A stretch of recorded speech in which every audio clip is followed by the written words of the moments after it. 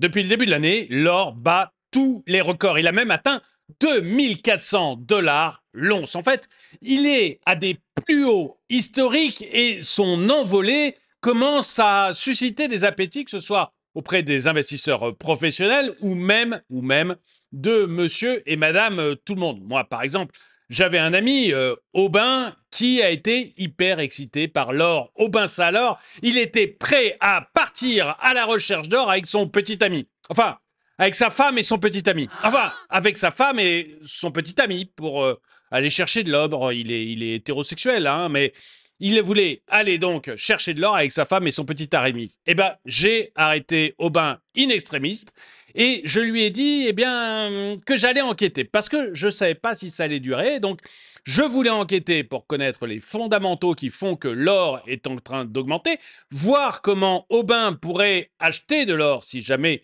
ça l'intéresse, et puis surtout, voir vers quoi vont les cours de l'or. Est-ce que Aubin pouvait espérer que l'or continue à augmenter comme ça? Bonjour et bienvenue dans cette nouvelle vidéo de Draw My Economy. Comme toujours, si vous n'êtes pas abonné, eh bien, je vous suggère de le faire et de cliquer sur la cloche pour être prévenu lorsque je sors une nouvelle vidéo. Je vous disais tout à l'heure que la hausse des cours de l'or depuis le début de l'année est en train d'impressionner absolument tout le monde. Eh bien, c'est normal parce que c'est contraire à la théorie économique. En principe, en théorie économique, quand les taux d'intérêt montent, l'or devrait baisser puisque lui, il ne rapporte aucun intérêt. Seulement, actuellement, les taux d'intérêt de la Réserve fédérale américaine augmentent, ils ont dépassé les 4,6% et malgré tout, ça n'a pas épuisé la demande en or. Au contraire, l'or a continué à énormément augmenter. Alors, j'ai regardé un petit peu ce qui s'était passé et la première explication, celle qui saute aux yeux, c'est que les banques centrales font rentrer de plus en plus d'or, notamment la Banque centrale de Chine qui a l'air absolument avide d'or. Il faut dire que la Banque centrale de Chine, elle est en train de travailler sérieusement sur la monnaie et peut-être même sur une monnaie commune avec les BRICS. Et pour soutenir cette monnaie, elle pense qu'il lui faut énormément d'or. En tout cas, c'est une des réponses que l'on donne à la question, mais pourquoi la Banque centrale de Chine est-elle aussi avide d'or? D'ailleurs, en Chine, il n'y a pas que la Banque centrale qui achète énormément d'or. Les particuliers aussi se ruent sur l'or. Pourquoi? Parce que l'économie chinoise commence à battre un petit peu de l'aile, et puis il y a des tensions géopolitiques qui sont très fortes. Du coup, le peuple chinois lui-même est avide d'acheter des pièces et des lingotins en or, des lingots pour les plus riches.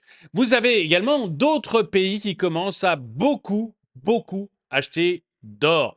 Des pays avec leur banque centrale, mais également des particuliers, là aussi. On le voit au Moyen-Orient, où les particuliers se ruent sur l'or, notamment depuis les derniers événements. Et puis, on le voit dans l'ensemble des pays développés. On voit ça aux États-Unis, on voit ça en France. L'or est une valeur refuge traditionnelle. Quand tout s'effondre, on peut toujours compter sur l'or. Et en ce moment, eh bien, on voit que la population se rappelle de cette valeur traditionnelle et commence à acheter de plus en plus d'or. Et puis côté américain, même si la Réserve fédérale a beaucoup augmenté ses taux, eh bien elle parle maintenant de les baisser et ça, fatalement, ça aide encore plus au succès de l'or. Vous joignez à ça le fait qu'il y ait des élections présidentielles très chargées en émotions prochainement aux États-Unis. Vous ajoutez à ça les différents problèmes qu'il y a actuellement en Europe et entre l'Ukraine et la Russie. Et vous avez une cocotte minute qui est là pour pousser toujours plus l'or vers des sommets. Et c'est pour ça que vous voyez actuellement des professionnels comme Goldman Sachs, par exemple, qui prévoient une once d'or à 2700 $ d'ici fin 2024, puis un horizon à 3000 $. Bref, quand j'ai dit ça à mon ami Aubin, il a été extrêmement surpris. Aubin, ça alors, m'a-t-il dit. Et il m'a demandé comment il pouvait acheter de l'or. Pour ça, je l'ai mis en contact avec deux de mes amis, Yvan et Éléonore. Yvan Marolex et Éléonore Marolex sont un peu des spécialistes dans tout ce qui est achat d'or. C'est là qu'ils ont fait leur fortune. Et selon eux, il y a plusieurs façons d'acheter de l'or en fonction de ses objectifs, de sa tolérance au risque et de son horizon temporel. Tout d'abord, ils m'ont parlé des ETF basés sur de l'or physique. J'avais d'ailleurs fait une vidéo sur ce sujet il y a quelques années. C'est un moyen relativement liquide et qui en plus représente extrêmement peu de contraintes. En fait, quand on achète des ETF adossés à de l'or physique, eh bien, on a une exposition à l'or sans avoir à gérer du métal physique. Cependant, on a des frais de gestion à payer et puis surtout, il y a très souvent un risque de contrepartie. Il y aurait beaucoup plus d'ETF dans la nature qu'il n'y aurait réellement d'or physique. Donc, si jamais un jour il devait y arriver un problème à ces ETF, on n'est pas du tout certain de pouvoir récupérer son or. Ensuite, Yvan et Léonore nous ont parlé des sociétés minières aurifères. Vous savez que s'il y a de l'or, c'est parce que des sociétés vont les chercher toujours un petit peu plus loin au fond des mines. Ça devient extrêmement rare, les gens qui vont dans les cours d'eau comme voulait le faire Yvan avec son petit ami. Maintenant, ce sont d'énormes sociétés qui font ça. Généralement, elles ont quelques stocks d'or et du coup, quand l'or augmente, la valeur de ces sociétés augmente également. Seulement voilà, quand vous achetez les actions d'une société minière aurifère, vous n'êtes pas du tout certain que cette société est bien gérée. Une société minière aurifère qui serait gérée en dépit du bon sens perdrait malgré tout de l'argent et vos actions verraient leur cours baisser, peu importe ou presque peu importe la valeur de l'or. Bref, la société minière aurifère, ça peut être un moyen d'acheter, entre guillemets, de l'or, mais vous n'êtes pas du tout certain que la valeur de vos actions va suivre le cours de l'or. Ensuite, Yvan, qui est extrêmement joueur, il faut bien le dire, nous a parlé des contrats à terme sur l'or. Un contrat à terme sur l'or, c'est un pari que vous faites sur la hausse ou sur la baisse de l'or. Vous spéculez sur les futurs prix de l'or. Ça peut être extrêmement rentable, mais vous avez aussi un énorme risque en capital parce que si vous avez parié, si vous avez pris un contrat à terme sur l'or en pariant qu'il devait monter jusqu'à 2700 $ fin 2024 et que malheureusement il n'atteint pas ce chiffre, vous pouvez perdre une grande partie, voire la totalité de votre capital. Et en 2025, il sera trop tard. Donc, le contrat à terme sur l'or, c'est un pari très risqué, mais qui peut être extrêmement rentable sur des cours futurs de l'or. Et quand j'ai fait remarquer ça à Yvan, Eleonore m'a dit que elle, ce qu'elle faisait, c'était acheter des pièces, des lingotins et même parfois des petits lingots en or. Et c'est effectivement un monde qui est extrêmement populaire auprès de la population.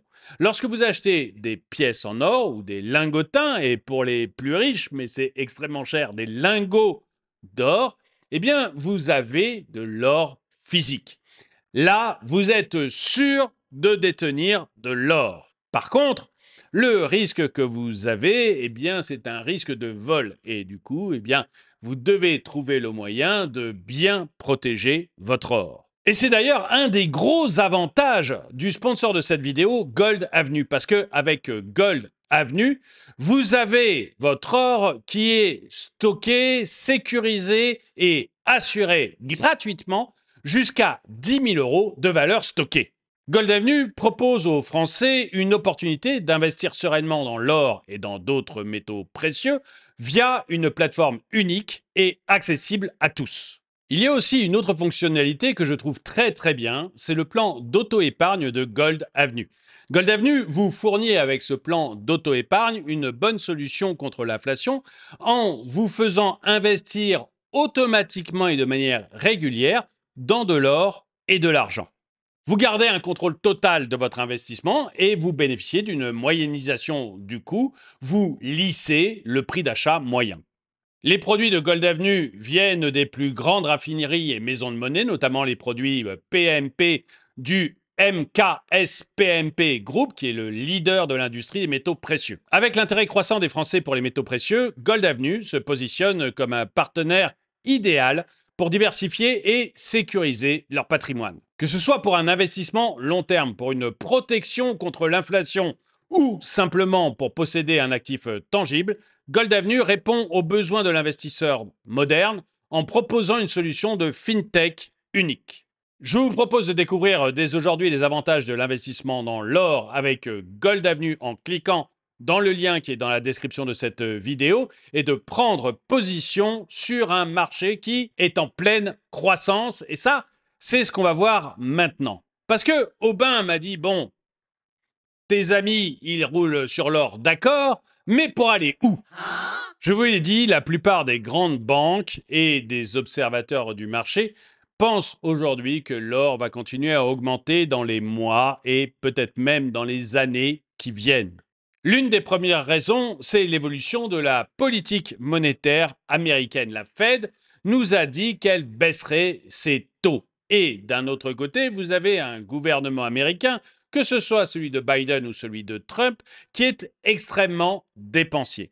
Vous avez donc là tout ce qu'il faut pour entraîner une baisse du dollar et surtout une hausse très forte de l'or. Je vous l'avais dit au début de cette vidéo, quand les taux montent, l'or est censé baisser, mais quand les taux baissent, eh bien l'or généralement a beaucoup de facilité à monter. Et la future baisse des taux de la Réserve fédérale devrait aider l'or à atteindre de nouveaux sommets.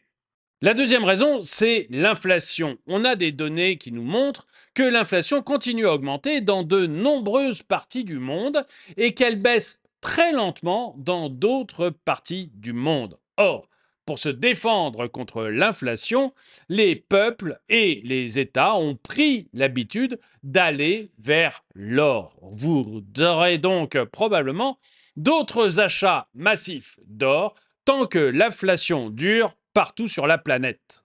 La troisième raison, eh bien, c'est les pays émergents ou ayant émergé, comme la Chine. Dans ces pays, vous avez une classe moyenne qui est de plus en plus importante et qui donc a de plus en plus accès à l'or. Et on voit, notamment en Chine, j'en parlais tout à l'heure, on voit que les achats d'or par les particuliers se multiplient. Ils le font soit parce qu'ils ont acquis un certain statut qui leur permet d'acheter d'or, soit parce qu'ils veulent se protéger contre un retournement de l'économie, soit tout simplement par tradition. Bref, l'augmentation du niveau de vie en Asie, c'est une très bonne chose pour les cours de l'or. À l'inverse, si la géopolitique se calme, que l'inflation redevient normale un petit peu partout sur la planète ou qu'il y a de nouvelles technologies qui font que l'industrie aurifère devient beaucoup plus performante, eh bien là, nous aurions une baisse des cours de l'or. Un dernier risque pourrait être peut-être les crypto-monnaies qui sont parfois envisagées comme une alternative à l'or par certains.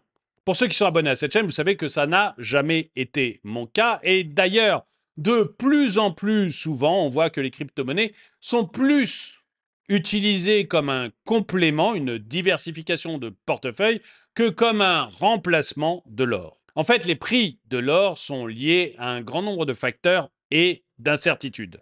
Les tendances récentes semblent extrêmement favorables, mais il faut rester prudent. Et quand je dis prudent, c'est plutôt sur le moyen ou le court terme. Parce que sur le long terme, l'or, depuis des centaines d'années, suit l'évolution du niveau de vie. C'est un actif extrêmement stable avec une volatilité très inférieure à beaucoup d'actifs et c'est d'ailleurs pour ça que c'est considéré comme une valeur refuge. Bref, la montée des cours de l'or reflète non seulement une demande croissante des banques centrales et de la population, mais également un contexte géopolitique extrêmement tendu. L'or continue d'attirer les investisseurs du monde entier et ça peut être une très bonne diversification de portefeuille, à condition de l'acheter de la bonne façon.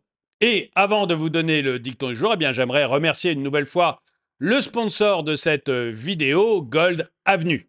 Et je vous rappelle que Gold Avenue propose aux Français une possibilité d'investir sereinement dans l'or via une plateforme unique et accessible à tous. Je vous mets le lien dans la description et dans le premier commentaire. Et le dicton du jour, le silence est d'or, sauf quand on a des enfants. Dans ce cas-là, il est suspect. Merci d'avoir regardé cette vidéo, mettez-lui un pouce vers le haut, commentez-la, partagez-la. Merci à tous ceux qui soutiennent la chaîne et moi je vous dis à très bientôt.